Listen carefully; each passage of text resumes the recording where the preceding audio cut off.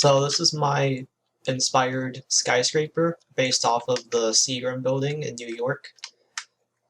It follows some of the kind of like the main themes of well, for one, it was like one of the first buildings to have walls completely made of glass, which I replicated here.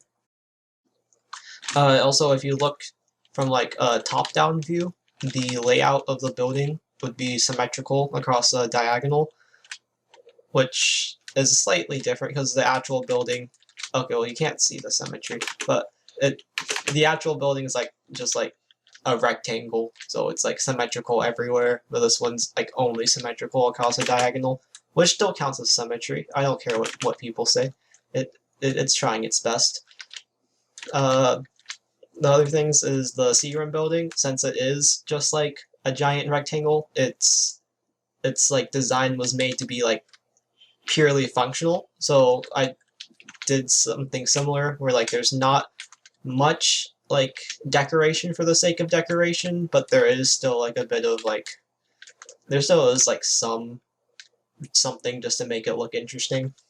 Also, like the Seagram building, I have these like white lines going all the way up the glass, which is like my way of recreating the bronze beams that like go like all the way up the building on the real thing.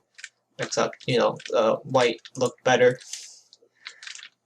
Down here, so the original building has like pillars and an overhang, which is kind of like classically inspired.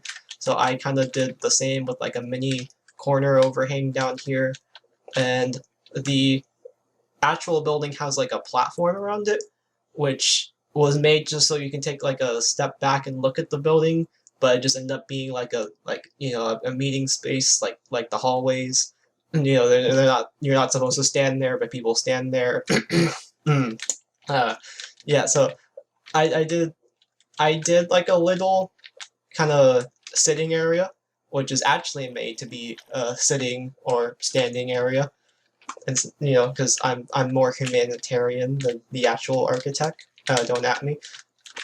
The whole design is again like symmetrical across a diagonal. So like back here, there's like the same kind of curved block in the building, and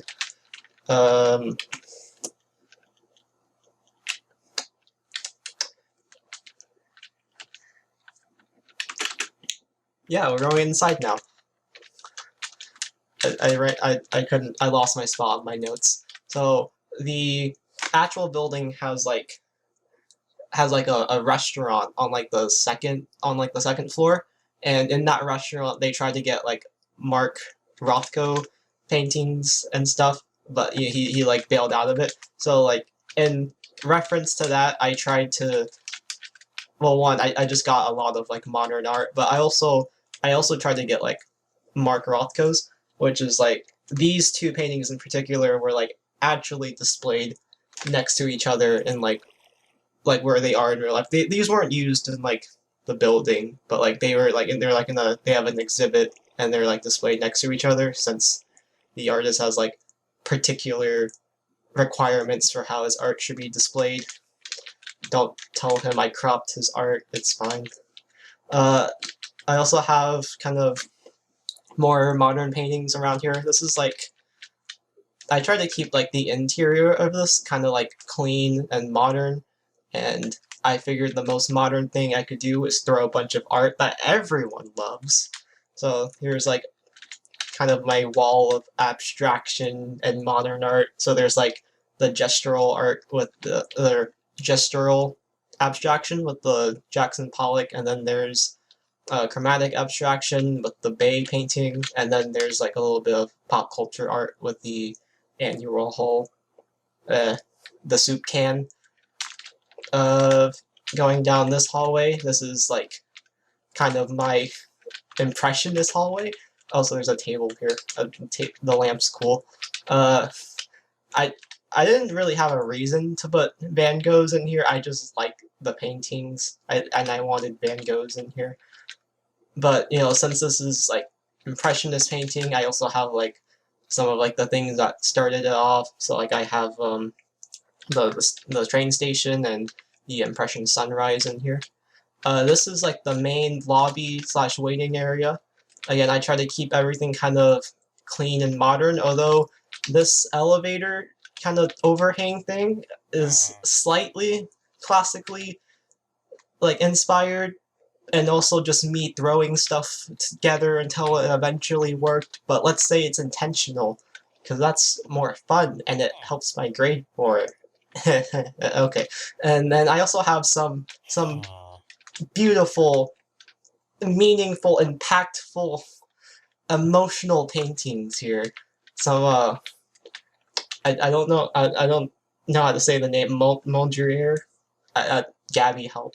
So I have like two of those here, and like the biggest paintings in here, and I also have this gold platform for my upside down toilet, which I call Fountain 2 Electric Boogaloo. And since this is like since like the actual building had like a restaurant on the second floor, I figured this can be kind of like the waiting area, which I'm not too sure if like fancy restaurants actually do that, because now that I think about it, they probably have reservations. But this one, let's say this one doesn't. So, there's like some sitting areas, and you can admire the art. There's a paid receptionist waiter person here who doesn't look at you, which is why he's unpaid. And then over on the side, there's like elevators and a staircase. This was definitely not a last minute addition, because I remembered you can't just have only elevators in a building. The staircase was planned. Other than that, I'm not looking at notes at all. This is all on the fly. Oh, wait, actually, okay, my notes ended. Never mind. So that's the end of the tour.